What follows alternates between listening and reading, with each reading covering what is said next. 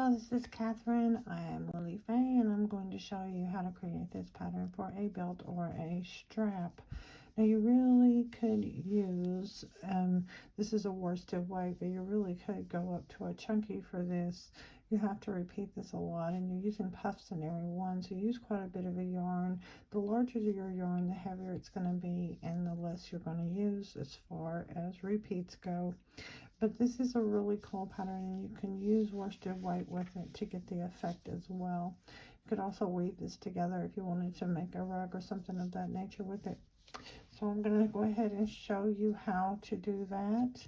If you're interested in that, go ahead and give me a like or subscribe to my channel. What you want to do is you want to create a slip knot. Any way that you create yours will work fine. And then you're going to chain 5. Now remember, if any point in this tutorial you need to review or slow down, you could use your pause button or your rewind as many times as you need to and jump back in when you're ready. We're going to chain 5, 1, 2, 3, 4, 5, and then we're going to slip stitch the first and the second, the front and the back of these chains together so that we have a bit of a loop here. There should be a chain space in the center. It's pretty liberal. You are then you're not going to work into this chain space quite yet.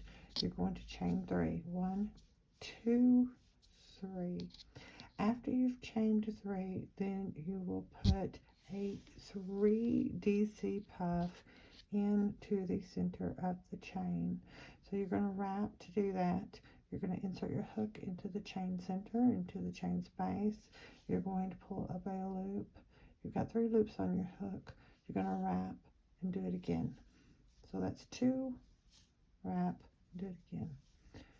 All right, so now you have, including this first loop, 1, 2, 3, 4, 5, 6, 7 on your hook. You're going to yarn over and pull that through all of those, every one of them, and then you're going to close it off. Okay, so you're just going to chain over it to close it off. You're now going to chain 3, 1, 2, 3. Now you're going to turn your work over like this so that the chain 3 that you created before you put your puff in is on top. You will now do a 3 DC puff into that space. So we're going to wrap and pull up a loop, wrap, pull up a loop, wrap, pull up a loop. That's 3. Should have 7 loops on there. 1, 2, 3, 4, 5, 6, 7. You're now going to yarn over and draw through every one of those. You're going to close it off with a chain, and then you're going to chain 3, 1, 2, 3. Turn your work back over again to the other side so that that chain 3 space is at the top, and do another puff. So you're going to be repeating this over and over. This is the first, second, third. You're going to pull through all 7, do a chain to close it, and then chain 3, 1, 2, 3. Now you're going to turn it back over so that the next chain space is at the top, and repeat over and over again. There's 3, pull through all of those, close it off with a chain, and then chain 3. Turn it over, your chain space should be at the top. Do a 3 DC puff, 2, 3, should be 7 loops on your hook, and pull through all of those. Got that one. Okay. Close it off and chain 3. 1, 2, 3. Again, turn it over. That should be at the top space. So here we go again. The same thing, 3 DC puff. And I know that by now you've got it. Just to be sure, we'll kind of go over the puff one more time. Okay. Close that off, chain 3. Turn it over. Okay. and to do the puff again, you wrap once, insert your hook into the space, drop a loop, wrap again, insert your hook into the space, drop a loop, wrap again, insert your hook into the space, drop a loop. You're going to draw your yarn through all 7 stitches on your hook, and you're going to close it off. Now you're going to chain 3 and repeat. But let's say, okay, you want this however long it takes to make your belt or your strap. You just continue to do that.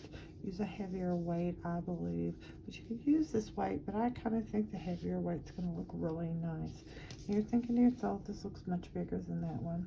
Well, when you're ready to shut that off, close that off, what you're going to do instead of chaining 3 is you're going to turn your work over like this. So we didn't chain 3 the last time. What we're going to do is we're going to do 3 single crochet into the space where we would have normally continued with our puff. So we turn it over and we just put 3 single crochet in there. We don't chain 3 before we do it. Now we skip the puff, and now we're just going to go into the next one and do 3 single crochet. Skip the next puff, go into the next one, and do 3 single crochet.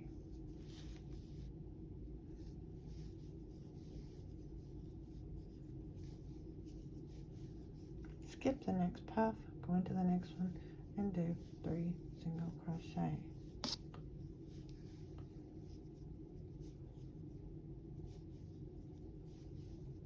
Now on the 5, we did the chain to start the 5, if you remember.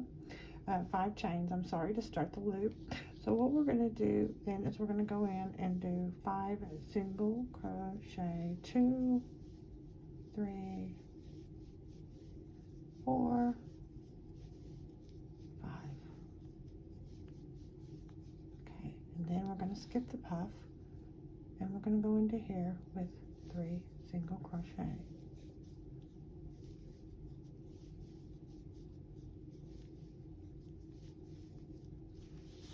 Right, then skip the puff, 3 single crochet into the next space. I'm sorry, right here. 1, 2,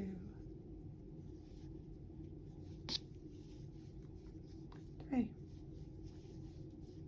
Skip the puff, 3 single crochet into the next space. 1, 2, 3.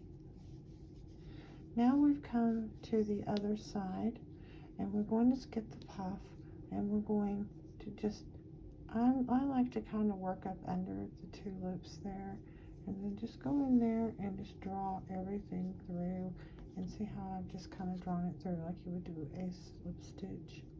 Now when you finish, chain 2, clip that off, pull it straight.